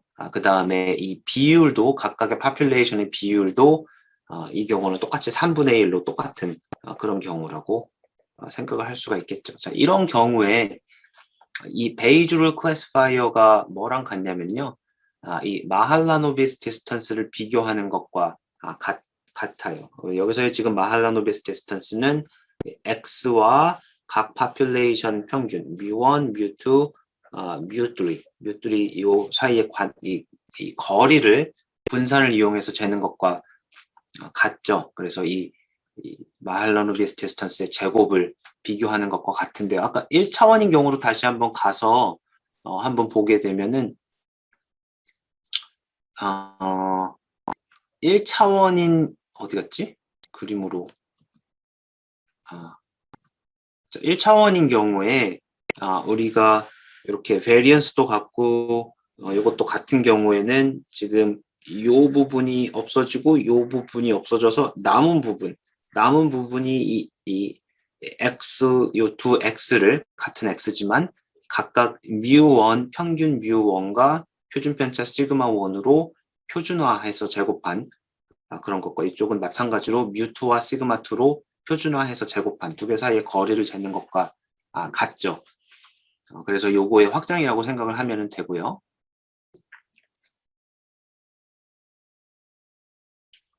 네.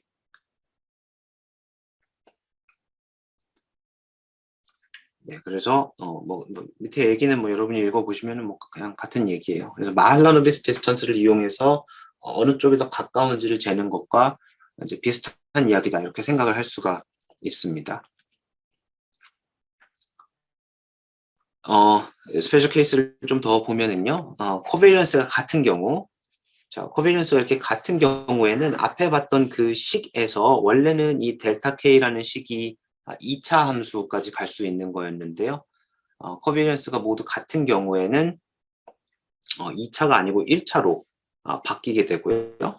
그래서 여기가 원래 뭐 X 트랜스포즈 CX가 있었는데 요 부분이 지금 없어져서 1차로 바뀌는 거를 여러분이 계산을 해보면 확인할 수가 있고요.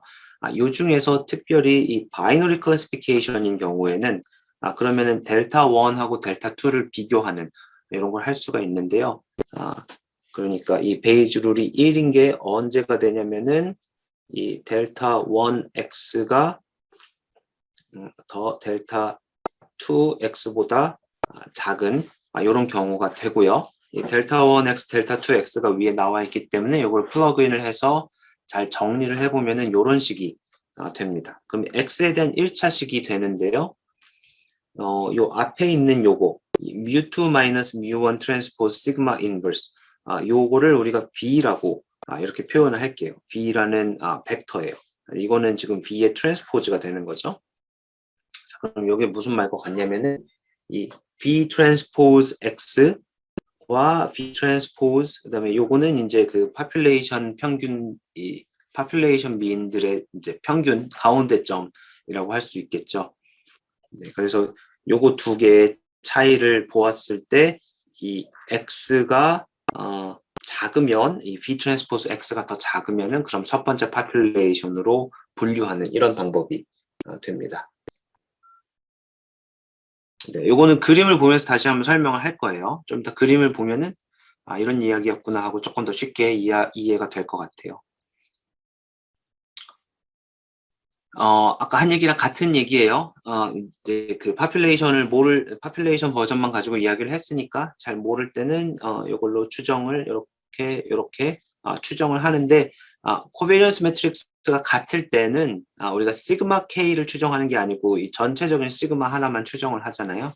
그래서 이때는 그냥 이 풀드 샘플 코베리언스 매트릭스를 쓰면 된다. 라는 이야기가 핵심이고요. 나머지는 이렇게 길게 써놨는지 나도 잘 모르겠네요. 네.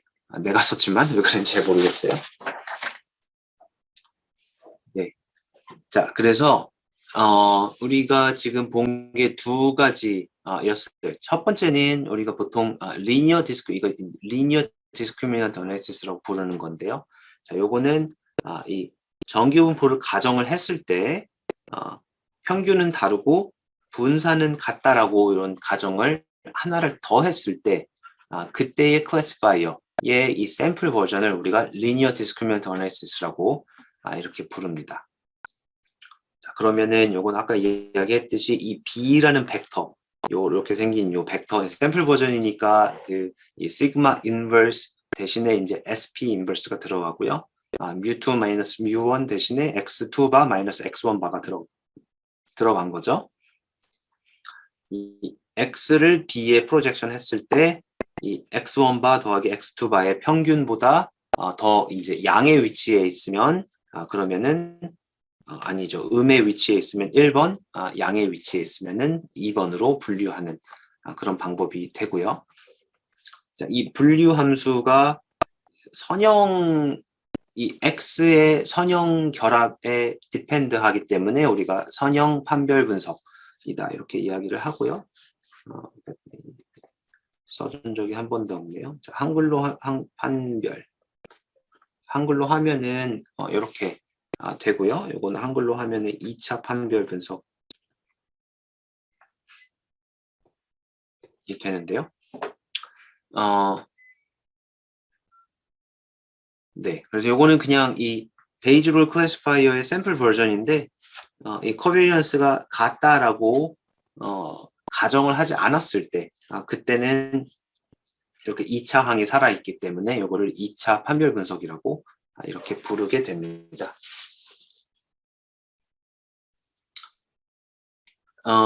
네, 요 두 개 중에서 특히 이 linear discriminant analysis는 이제 피셔가 만든 걸로 유명해서 우리가 보통 이제 피셔의 discriminant analysis라고 부르기도 해요. 근데 피셔는 사실 이렇게 likelihood를 직접 이렇게 manipulate해서 무언가를 만들지는 않았어요. 이게 90년 전이 90년 전이 아니고 90년 전이죠. 90년 전에는 이런 그 이 density likelihood를 이용해서 뭘 계산하는 게 지금 우리가 생각하는 것만큼 당연하지 않았던 그런 시절이었기도 하고 피셔는 사실 이 기하학적인 인투이션이 굉장히 좋은 사람이었기 때문에 이 분포 가정을 주고 우리가 한 것처럼 정규 분포 가정을 주고 이렇게 한 게 아니고요.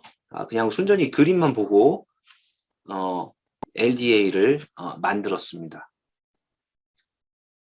네, 그래서 이 LDA 디렉션이라는 게 이제 피셔가 한 게 LDA 디렉션 U0라는 게 있는데요. 요거는 우리가 아까 그림을 한번 그려볼게요.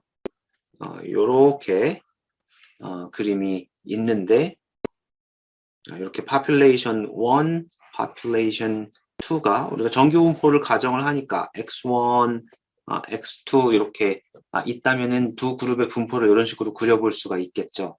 그러면 이 population 1과 population 2를 가르는 이 separating hyperplane이라고 불리우는 이것은 이제 이런 식으로 가르는 게 이 separating hyperplane이 되고요. 그러면은 요 U0라는 벡터는 여기서 이 방향으로 나가는 요게 U0라는 벡터가 되는 거예요. 다시 말하면은 여기서 이제 population 1과 population 2에 있는 관측값들을 모두 요 U0라는 벡터에 프로젝션을 한다면 그러면 요 프로젝션 된 프로젝션 스코어만을 가지고 오른쪽에 있으면은 두 번째 그룹, 왼쪽에 있으면 첫 번째 그룹으로 분류를 할 수 있게 해주는 바로 그 방향 U0를 이런 식으로 찾았는데요. 이게 뭐냐면은 밑에 있는 게 뭐죠? 지금 크게 하는데 위에 있는 건 뭐냐면은 U 트랜스포즈 X1 바 마이너스 X2 바가 되고요. 요거는 이 X1 바, X2 바 각각의 평균을 U에 프로젝션 했을 때의 길이가 되죠. 길이의 제곱. 그래서 이렇게 프로젝션 했을 때 요 거리가 가장 큰 거를 원하는 거죠. 밑에를 보면은 이게 분산이죠. 그러면은 이 U 트랜스포즈 분산 행렬 곱하기 U는 U 방향에 프로젝션 했을 때의 분산이에요. 그래서 U 방향 위에서 요것과 요거의 분산이 요 거리가 가장 크기를 원하고요. 동시에 각각의 이 그룹들은 이 분산이 좀 작기를 원했어요. 네, 밑에 있는 게 약간 뭐냐면은 이 within group variance와 같은 거고요. within group variance의 프로젝션이죠. 위에 있는 게 between group variance의 제곱과 between group variance와 이제 비슷한 개념이 되겠죠. 그래서 그룹 사이의 그 거리를 늘리는데 각 그룹의 분산은 가급적 작도록 하는 그런 프로젝션 방향을 찾고 싶다가 이제 피셔가 생각한 그런 것이 됩니다. 네. 여기 그 숙제라고 써 있는데요. 그 숙제는 여러분이 실제 숙제 여기 있으면 하고요. 없으면 하지 마세요. 해봐도 되는데. 요 문제의 솔루션이 여기 나와 있는데 요거는 그냥 스킵할게요. 여러분 시간 있으면 한번 읽어봐도 되는데요. 우리가 이 아이겐밸류 프로블럼 바꿔서 풀 수 있다 뭐 이런 이야기가 되고요. 넘어갈게요. 자, 그래서 이 피처의 그 리니어 디스크리미넌트 어널리시스가 지금 우리가 아까 이 정규 분포의 likelihood 랑 베이즈 룰을 이용해서 만들었던 그 LDA랑 같은 게 결국에 되는데요. 어떻게 그렇게 되는지 한번 보도록 할게요. 지금 두 그룹 데이터가 있고요. 이거를 이제 이제 두 그룹의 이 분포가 꼭 이렇게 고기 완자 같이 생겼기 때문에 투 밑볼이라고 이렇게 써놨어요. 각각의 분산이 아이덴티티 매트릭스예요. 그러니까 이거를 우리가 분포를 정규 분포를 이렇게 표현하면 이렇게 동그라미를 그릴 수가 있겠죠.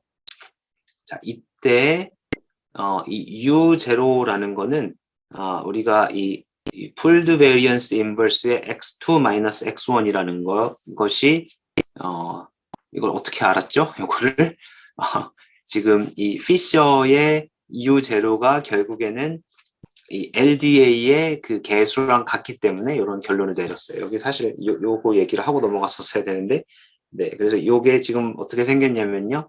아까 LDA에서 우리가 개수라고 해놨던 거 있죠? 그거랑 같습니다. 잠깐 보고 올게요. 요거 LDA의 이 개수, 요게 부호는 좀 바뀌었지만 같죠? 네, 그래서 요거는 이제 이렇게 U0라는 거는 요거 이렇게 생긴 거고요. 자, 이 SP가 뭐죠? 여기서는 SP가 지금 pooled variance인데 이 true covariance matrix가 identity이기 때문에 이 SP가 지금 그냥 identity라고 생각을 할게요. 그래서 x2 마이너스 x1 바 곱하기 SP 인버스가 identity 곱하기 x2 마이너스 x1 바가 돼서 지금 이 U0라는 거는 여기 있는 요 가운데 점을 x2 바 여기 있는 점을 x1으로 할게요. 이거를 x1 바라고 하면은 바로 이 벡터가 이제 이 벡터가 곧 U0의 방향이 되는 거죠. 그렇죠? 그래서 그냥 이 mean difference라고 써 있는 이 평균 x1 바와 x2 바 사이에 이를 이제 x1 바에서 x2 바를 가리키는 그 벡터를 우리가 mean difference 평균 차이 벡터라고 이렇게 하면은 지금 이 U1의 데이터를 프로젝션 하면은 이렇게 되는 거고요. 요거의 그 mean difference의 그 오소고널한 디렉션, 여기 있는 요 빨간색으로 내가 표시를 할게요. 요 방향이 지금 요 방향이 되는 거고, 요 방향이 된다 이렇게 생각을 하면 됩니다.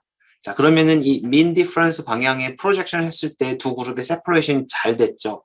그래서 이런 경우에는 그냥 mean difference로 우리가 프로젝션을 해서 하는 게 곧 피셔의 LDA 방법이다 이렇게 생각을 할 수가 있고요. 요런 경우에는 어떻게 될까요? 자, 요런 경우에는 자, 평균은 이렇게 여기 양쪽에 중간쯤에 이렇게 평균이 있는데요. 분산이 굉장히 이 코릴레이션이 굉장히 높아서 분산이 이렇게 굉장히 길쭉하게 이렇게 생겼죠.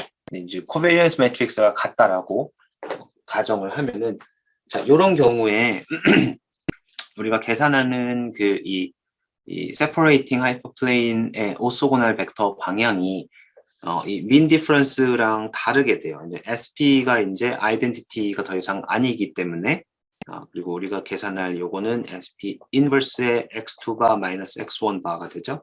그래서 이렇게 이 mean difference x2 바 마이너스 x1 바 요 벡터를 보게 되면은 요 두 그룹의 separation이 잘 일어나지 않게 되는 거죠. 지금 위에는 이 가로 방향으로 프로젝션을 한 경우고요. 이 아래에 있는 요거는 이 세로 방향으로 프로젝션을 한 그런 경우가 되는 거죠.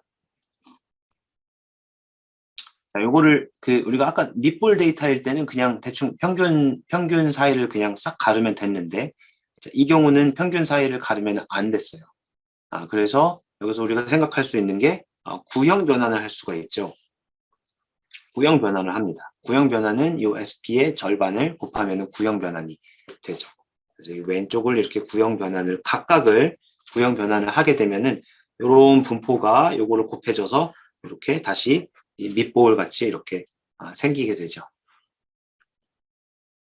네, 이렇게 구형 변환한 공간에서는 그러면은 여기 이 두 개 이제 구형 변환을 하고 난 다음에는 공분사의 아이덴티티가 됐기 때문에 이제 요 벡터를 이용해서 우리가 요 벡터를 요 벡터의 이제 노말 이 하이퍼플레인을 이용해서 자를 수가 있게 되죠. 밑에 그림이 다 있네요. 사실은 네.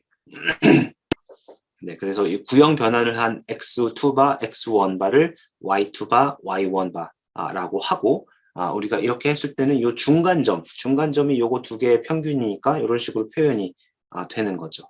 자, 그러면은 이 트랜스폼된 인풋 y를 이용해서 b0y에 해당하는 게 이게 어디 써 있나? b0y에 해당하는 게 지금 요 값이 되겠죠? 이제 by 여기다 쓸게요. 여기 다 써있네. 네. 이렇게 할 필요가 없어요. 이거 확인만 해주고 이 by라는 게 요게 되고요. b0y가 이제 요게 되는 거죠. 자, 그래서 이 by 방향의 이 트랜스폼된 y를 프로젝션 했을 때 b0y 이 중간점하고 비교해서 더 빨간 쪽에 있으면은 빨간 점으로, 그렇지 않으면 파란 점으로 분류하는 것을 생각을 할 수가 있겠죠. 자, 그러면 우리는 요것을 지금 y에 대해서 썼기 때문에 요것을 다시 x에 대해서 쓰게 되면은 이렇게 되죠. 그럼 아까 이렇게 했을 때 1번으로 클래시파이 한다라고 했는데요. 이 by 트랜스포즈를 다시 쓰고요. y 대신에 이거를 넣고 b0y 대신에 원래 x에 대한 식으로 다시 넣게 되면은 요게 이 x2 마이너스 x1 sp 인버스 트랜스포즈고 요거는 이제 원래대로 이렇게 나오게 됩니다. 그래서 이렇게 생긴 이 방향과 이 separating hyperplane이 어떻게 생겼는지 보면은 여기에서 다시 이제 트랜스폼을 다시 한 거죠. 이제 백 트랜스폼을 한 거라고 생각하면 돼요. 백 트랜스폼을 했을 때 이 결과적으로 나오는 요 U0가 이제 요 방향이 되고요. 그래서 이 중간점은 이 평균과 평균의 중간이었던 요 점이 되어서 두 그룹을 가르는 점이 이렇게 이쁘게 45도 각도로 이쁘게 나올 수가 있게 되는 겁니다. 네. 결과적으로 이 얘기를 하면은 이게 곧 이 피셔가 생각했던 LDA는 바로 이런 거였어요. 그래서 이 방향을 이용을 해서 여기다 프로젝션을 하면은 다시 아까와 마찬가지로 두 그룹이 잘 분리가 되기 때문에 좋은 이 분류 방법이다라고 이렇게 생각한 게 이제 피셔가 90년 전에 생각한 방법이 되겠습니다. 그래서 실제로는 이 likelihood, 뭐 density 이런 거를 놓고 이렇게 계산을 해서 이 방법을 만든 건 아니고요. 그냥 어떤 분포가 무엇이든 간에 데이터만 가지고 분산, 공분산과 이 평균만 가지고 이 클래시피케이션 룰을 만든 게 바로 이 피셔의 LDA라고 생각을 하면 됩니다. 자, 마지막으로 LDA랑 QDA 이 두 가지. QDA는 다시 원래대로 좀 돌아가면은 LDA는 정규 분포 가정을 하고요. 그 다음에 이 여러 개 또는 두 개의 모집단의 분산이 같다라고 가정을 했을 때의 베이지 룰의 추정값이에요. QDA는 정규 분포 가정을 하고 분산이 다를 수도 있다라고 생각했을 때의 베이지 룰의 추정값이에요. 네, 그래서 이 앞에서 이 LDA와 QDA가 어떻게 다른지를 볼 건데요. LDA 같은 경우는 우리가 이 세타, 이 P였죠. LDA나 QDA나 요게 이제 1 아니면 2가 나와요. 그런데 X의 값이 바뀌면서 어느 순간까지 1이었다가 어느 순간 갑자기 2가 되는 그런 게 있겠죠. 그래서 1에서 2로 바뀌는 그 순간을 모두 모은 것을 우리가 separating hyperplane이라고 부를 거고요. 그러니까 선형인 경우에는 이게 플레인으로 나오고요. 또는 선으로 나오고요. 이제 이 QDA 같은 경우는 요 바운더리가, 이 바운더리라는 건 1에서 2로 바뀌는 그 바운더리죠. 이 바운더리가 이 선형이 아니고 이제 2차 함수의 형태로 이렇게 나오게 됩니다. 그래서 정확하게는 이제 요런 x들을 모아놓은, 그러니까 우리가 요 식이 이 이퀄이 아니고 같지 않으면은 1번 또는 2번으로 분류하는데, 이렇게 정확히 같은 경우에는 어디로 분류할지 모르는 그런 경우죠. 동전 던져서 답을 알아내야 되는 그런 경우. 그러니까 그거를 제외하고 이제 딱 같은 경우. 여기도 이제 이 첫 번째 파퓰레이션일 확률과 두 번째 파퓰레이션일 확률이 같은 경우, 이거를 우리가 이 클래시피케이션의 바운더리라고 생각을 할 수가 있습니다. 한번 볼게요. 자, 이런 경우에 LDA는 어떤 결과를 줄까요?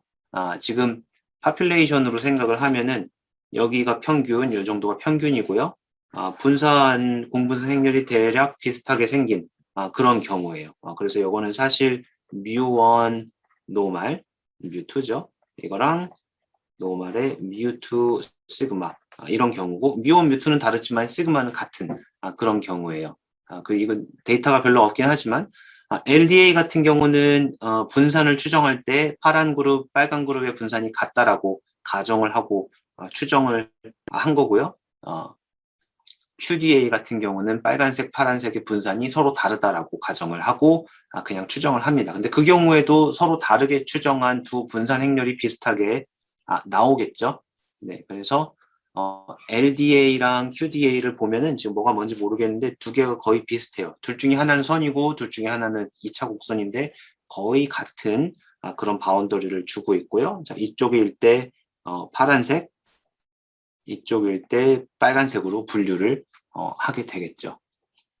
그래서 이런 경우에는 두 개가 거의 비슷한 그런 성능을 나타내고요. 자, 이런 경우에는 어떻게 될까요? 자, 이런 경우에는 LDA에서 우리가 가정하고 있는 게 틀렸죠. LDA의 가정은 두 그룹의 분산이 같다라는 건데 지금 공분산이 서로 다르죠. 빨간색은 양의 상관관계가 있고요. 파란색은 음의 상관관계가 있어서 공분산이 서로 다른 경우입니다. 자, 이 경우에 LDA, QDA를 적용을 하면은 이런 식으로 되는데요. 자, 이 파란색이 LDA예요. 그러면은 이쪽이면 파란색, 이쪽이면 빨간색 이렇게 나온 건데요. 자, 말이 안 되는 분류죠. 빨간색은 잠깐 무시하고 파란색 결정 경계만 보면은 파란색의 오른쪽이 파란색으로 분류를 하겠다는 거고 파란색의 왼쪽이 빨간색으로 분류를 하겠다는 건데 지금 이 모형의 가정 자체가 틀렸기 때문에 지금 이 LDA가 잘 분류를 하지 못하고 있는 것을 알 수가 있고요. 빨간색 QDA를 볼게요. QDA의 가정은 정규분포를 따르고 뮤1, 시그마1 요거랑 정규분포를 따르고 뮤2, 시그마2 이런 분포 과정을 했는데 분포 과정이 사실 맞아요 지금. 그쵸? 뮤1, 뮤2는 같습니다. 이 경우는. 뮤1, 뮤2는 같지만 상관없죠? 시그마1, 시그마2가 다르기 때문에 이런 분류도 QDA 같은 경우는 지금 요 바깥쪽 이게 지금 뭐죠? 이거 쌍곡선이라 그러나요? 요 쌍곡선이 2차 함수인가? 어쨌든 2차 함수죠. 네. 이쪽이면은 이제 빨간색. 그리고 요 가운데면은 이제 파란색으로 분류하는 이런 결과가 나오는데요. 요거는 이제 베이지 옵티멀한 그런 결과가 랑 거의 유사하다고 할 수 있죠. 자, 이런 경우는 어떻게 나올까요? 자, 이 경우는 분산은 사실 같아요. 다를 수도 있어요. 기억이 안 나네요. 근데 분산이 같은데 뭐가 다르냐면 이 파이1, 파이2가 달라요. 얘가 지금 한 2분의 3이 되고요. 얘가 한 3분의 1 정도가 되는 그런 경우라고 할 수가 있겠죠. 그래서 선형 분류를 하면은 LDA 같은 경우는 여러분이 아마 가운데 선 이렇게 그을 것으로 예상을 할 수가 있을 텐데 그렇게 나오고요. QDA 같은 경우는 지금 이것도 다르지만 사실 분산이 훨씬 더 크다는 게 보이기 때문에 그거에 맞는 또 분류를 하게 됩니다. 그래서 그 결과를 보면은 이런 식으로 LDA를 하면은 이런 식으로 무조건 선으로 나누게 되고요. QDA를 하게 되면 이 경우는 이제 타원을 이용해서 타원의 안쪽만 빨간색, 바깥쪽은 파란색 이런 분류를 하게 됩니다. 자, 마지막으로 가장 이상한 경우인데요. 이런 식으로 이 환이 있는 경우, 이 가운데 빨간색은 정규분포를 따를 것 같이 생겼죠. 바깥쪽은 정규분포, 파란색은 정규분포를 절대 따르지 않죠. 이 정규분포는 이제 뭔가 이렇게 중간에 이 관측값이 많아야 되는데 얘는 그렇지가 않죠. 자, 이런 경우에도 일단은 뭐 LDA는 절대 안 돼요. LDA는 항상 이걸 어떤 선으로 이렇게 나눠서 분류를 하기 때문에 어떤 선 하나를 그어도 분류를 잘 해낼 수가 없는데 QDA 같은 경우는 QDA 결과가 2차 함수의 식으로 나오기 때문에 타원이 될 수도 있고 원이 될 수도 있고 선에 굉장히 비슷할 수도 있고 쌍곡선이 될 수도 있고 그런데 이 경우는 지금 원을 이용해서 가를 수가 있죠. 그래서 이제 요 LDA 같은 경우는 요거는 그냥 하나가 그냥 대충 나온 거예요. 아무 의미가 없죠. 아무 그 성능이 굉장히 별로 좋지 않죠. 왜냐면 사실 정규분포도 아니었고 분산도 다르기 때문에 그런 거고 빨간색 같은 경우, 이 빨간색 QDA죠. QDA는 나쁘지가 않아요. 이거는 그 가정이 틀렸지만, 그래도 이제 여기서는 우연히 이제 잘 나왔다 이렇게 생각을 하면은 될 것 같아요. 네, 그래서, 이 LDA, QDA가 이 여러 가지 이야기를 했는데, 첫 번째는 이 베이즈 룰이라는 거, 이론적인 최적의 클래시파이어를 정규분포에 적용한 뒤에 추정한 값이 LDA와 QDA와 같다 이렇게 생각을 하면 되고요. 피셔가 처음 생각한 클래시파이어가 곧 LDA와 같은데 피셔가 생각한 방식은 우리가 생각한 거와 좀 다르고요. 그리고 LDA, QDA가 여기저기 많이 쓰일 수가 있는데 이제 어떤 경우에 잘 되고 어떤 경우에 잘 되지 않는지를 좀 이그젬플을 통해서 살펴봤습니다. 내일 모레 수요일에는 로지스틱 리그레션 그리고 클래시파이어들 평가하는 거, 그 다음에 기타 등등 여러 가지 다른 클래시파이어를 한 번에 보도록 하겠습니다. 오늘 수고 많았습니다. 오늘 수업 여기까지 할게요.